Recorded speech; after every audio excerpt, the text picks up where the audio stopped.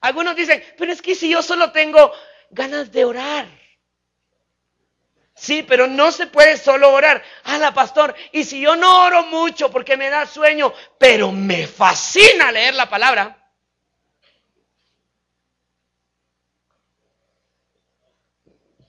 El kit completo. Pastor, pero mire, yo le voy a decir una cosa. Yo no soy bueno para leer, no soy bueno para orar, pero mire, soy bueno para traer gente a la iglesia.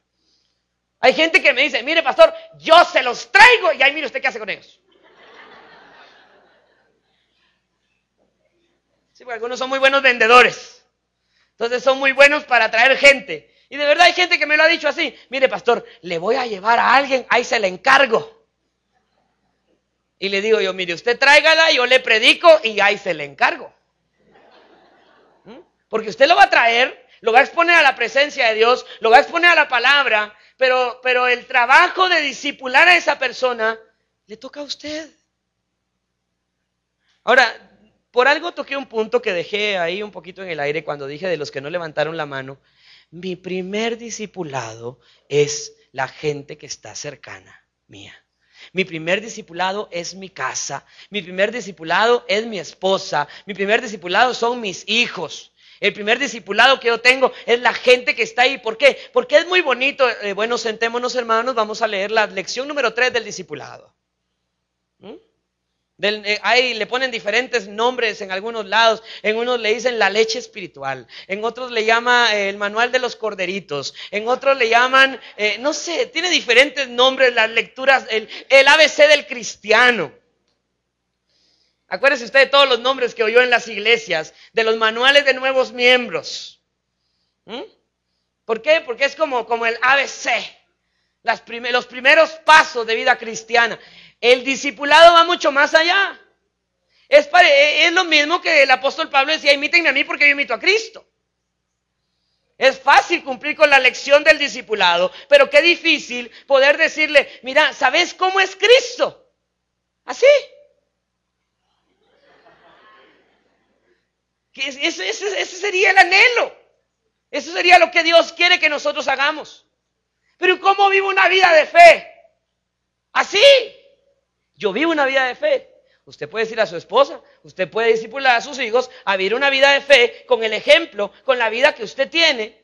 Pero mire, hermano, de una vez le voy a decir, esto viene nada más después de que nosotros hemos cuidado el fundamento de la oración y de la palabra. Nos hemos llenado de la oración, nos hemos llenado en la palabra, nuestra vida espiritual está rebosante, entonces nosotros estamos listos para ser discípulos. Ahora le dije, esto viene el kit completo.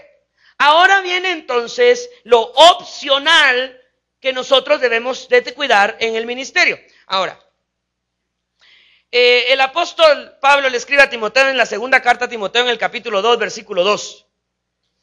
Lo que oíste de parte mía, mediante muchos testigos, esto encarga a hombres fieles que sean idóneos para enseñar también a otros. Lo que oíste de mí, le dijo Pablo a Timoteo. El apóstol Juan dice, lo que hemos visto, lo que hemos oído, lo que hemos palpado tocante al verbo de vida, eso os anunciamos. Porque yo no puedo dar algo que no tengo, yo no puedo enseñar algo que no sé. Un ciego no puede guiar a otro ciego. Para que yo entonces pueda ser discípulo, yo tengo que ser discípulo de Cristo. Ahora, les decía que aquí quería hablar de la parte opcional, porque esto era lo obligatorio. Y la parte opcional es las obras del ministerio. ¿A qué me estoy refiriendo a las obras del ministerio? Me estoy refiriendo a los frutos que van a haber en nuestra vida después que nosotros hemos descubierto nuestro llamado. El apóstol Pablo en la primera carta a los Corintios, en el capítulo 9 y versículo 1, 1 Corintios 9, 1,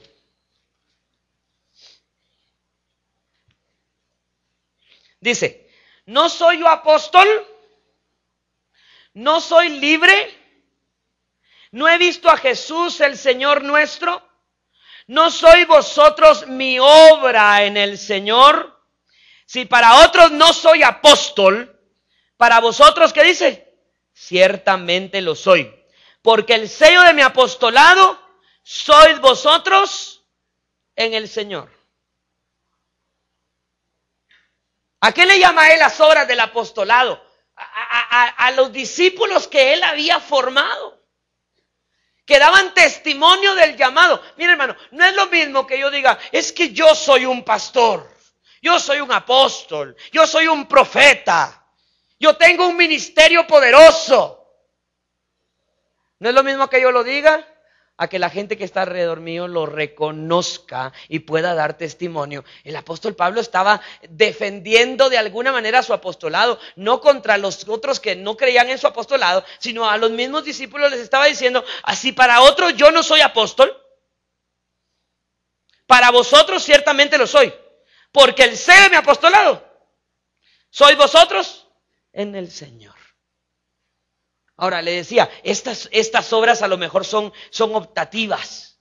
Ahora, para la obra del ministerio yo le voy a dar 3 puntos principales. El primero es que nosotros debemos de saber para quién trabajamos. Hay gente, y en el tiempo de la adoración, antes de que Julio pasara a ministrar, Julio me daba una palabra acerca de gente que está, me decía, le han como cortado las alas.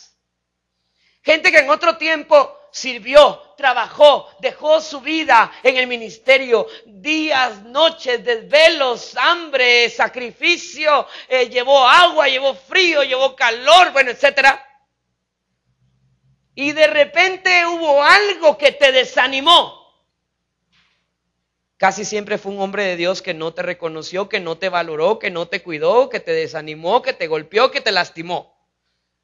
Ahora, esto se puede evitar cuando yo sé para quién trabajo, cuando yo sé para quién hago la obra. Esto se puede evitar cuando yo tengo plena certeza de que la obra que yo estoy haciendo, la estoy haciendo no para el hombre, sino que la estoy haciendo para el Señor y que de Él voy a recibir la recompensa de esa obra.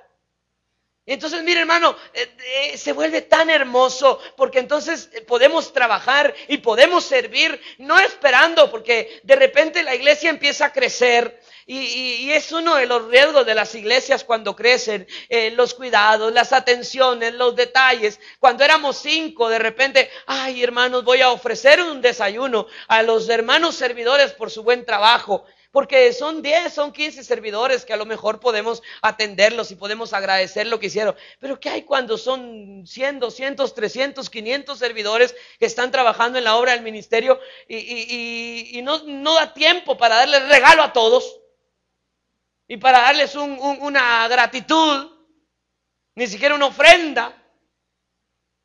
¿Qué pasa? Es necesario que yo sepa para quién trabajo.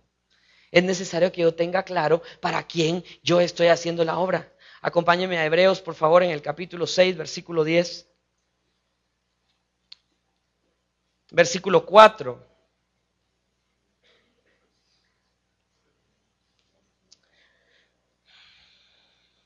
Porque es imposible que los que una vez fueron iluminados y gustaron del don celestial y fueron hechos partícipes del Espíritu Santo y asimismo gustaron de la buena palabra de Dios y los poderes del siglo venidero, y recayeron, sean otra vez renovados para arrepentimiento, crucificando de nuevo para sí mismos al Hijo de Dios y exponiéndolo a vituperio.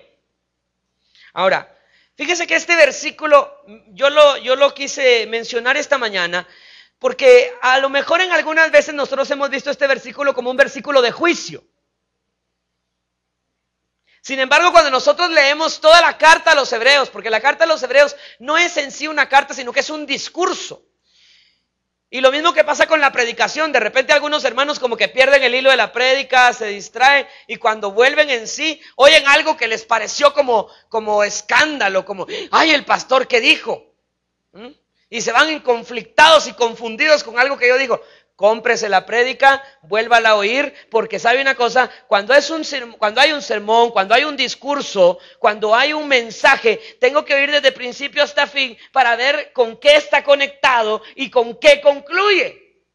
Lo mismo pasa con la carta a los hebreos. La carta a los hebreos es un discurso. Cada versículo que a usted le llame la atención, se lo doy como un consejo, tiene que conectarlo con el resto del discurso. Ahora, fíjese que este versículo está conectado con el capítulo 6, versículo 1. Por tanto, dejando ya los rudimentos de la doctrina de Cristo,